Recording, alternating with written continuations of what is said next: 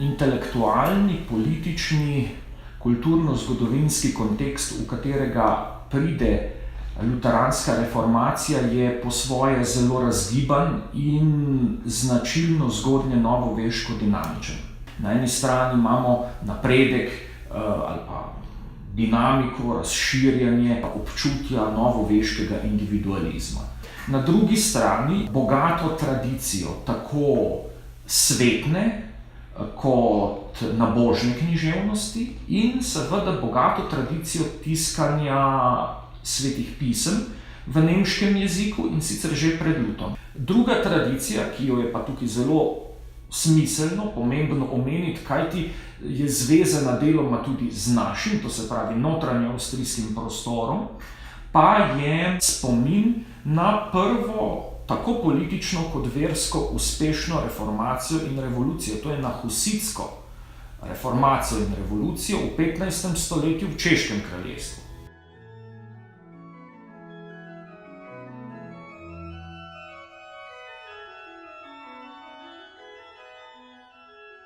Značilnost reformacije je, da so ideje, ki so itak prej že bile artikulirane po univerzitetnih predavalnicah. Recimo, številne ideje reforme, cerkvene reforme so bile v obtoku v latinski učeni kulturi med učenimi teologi že stoletja pred Lutrom.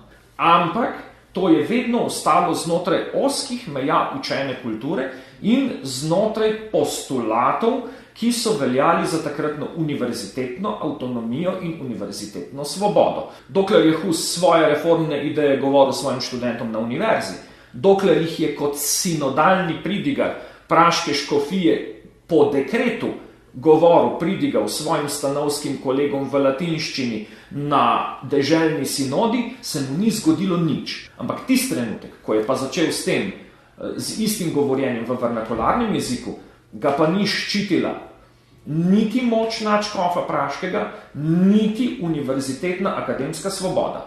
In je takoj prišel pod obtožbo herezije. Isto se je zgodilo navsezadnje tudi Lutru.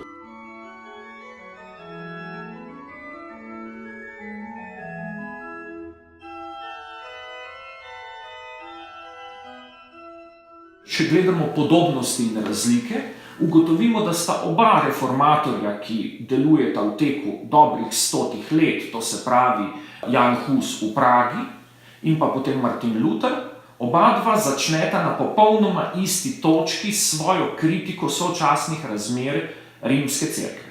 In sicer Jan Hus leta 1412 in Martin Luther 1517, oba začneta s kritiko prodaje odpustkov.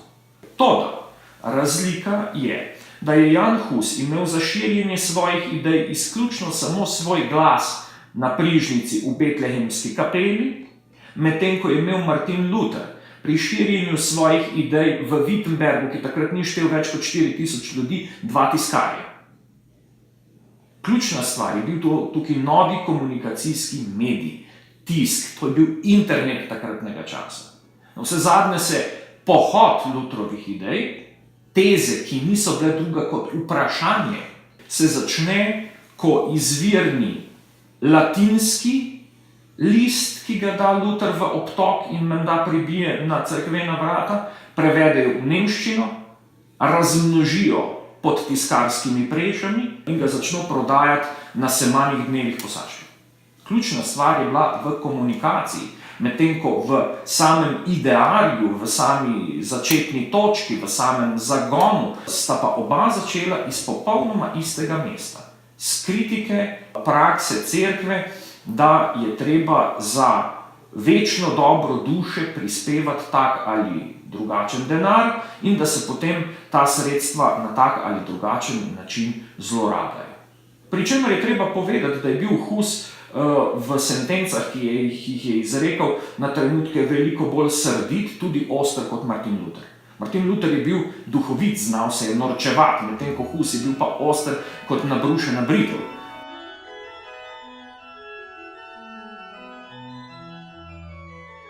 Luther je seveda začel svoje razmišljanje, tudi vstopil v prostor kot teolog. S svojimi odkritji pa je potrkal na stremljenja, na pričakovanja, na želje v takratni družbi.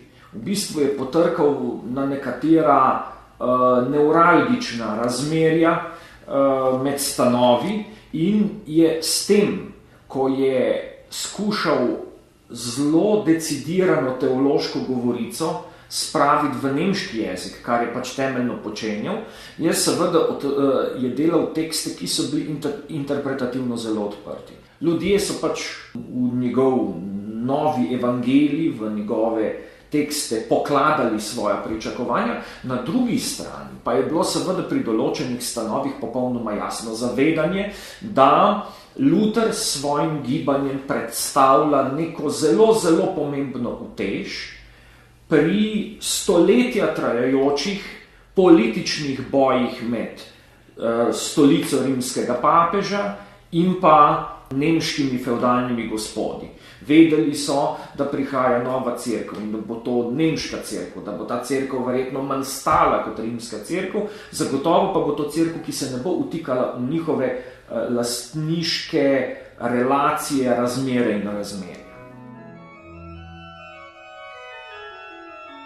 Luther je bil dobro umeščen član svojega stanu in ni imel absolutno nobenega razumevanja za rušenje takratne strukture družbe.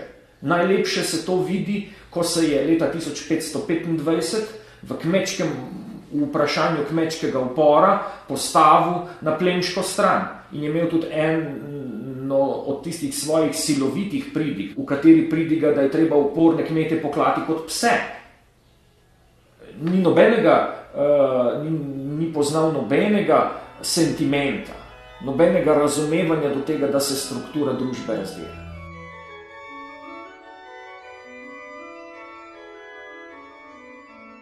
Dediščina reformacije tudi v tistih deželah, kjer se kasneje reformacijsko gibanje ni moglo uveljaviti kot trajno delujoča deželna cerkev. Vendarle pusti protestantska reformacija kar velike sledi.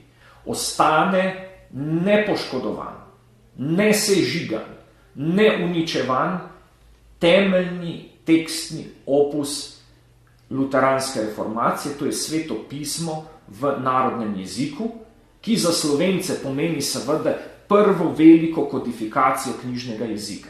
Kajti Dalmatinova Biblija je tista, ki pomeni zlati standard, tako kar se tiče ustaljenega pravopisa, ortografije, kot kar se tiče jezika.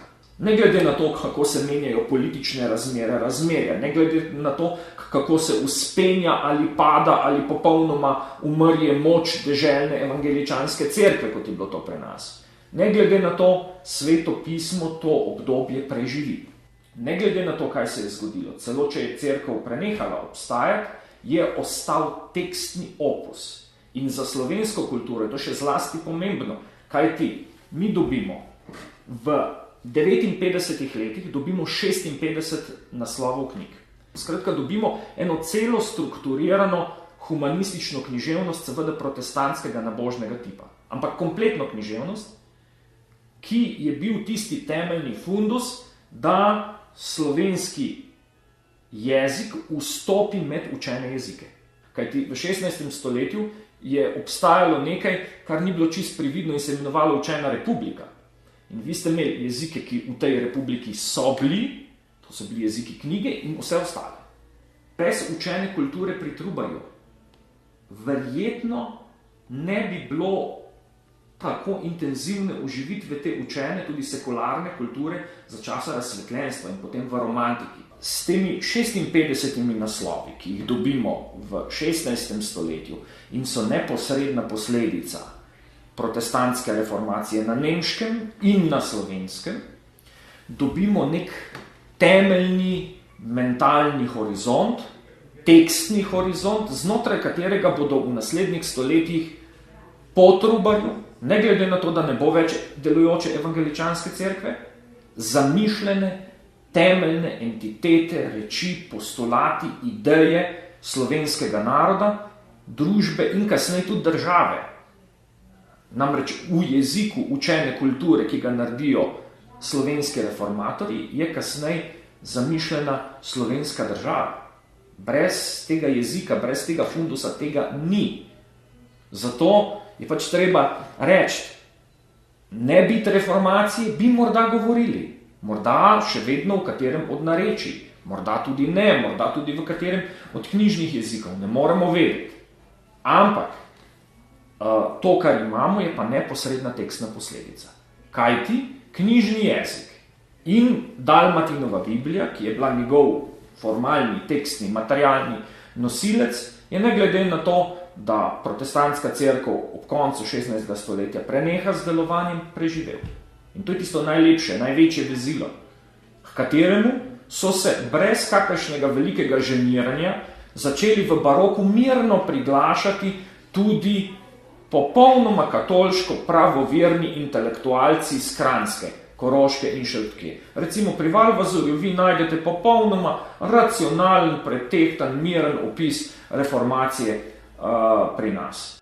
Torej, ne biti reformacije, ne biti tistega temeljnega komunikacijskega sredstva knjige v ljudskem jeziku, bi verjetno bilo mogoče misliti, da bi bila slovenska kultura zelo, zelo drugačna, kot jo mi danes poznamo.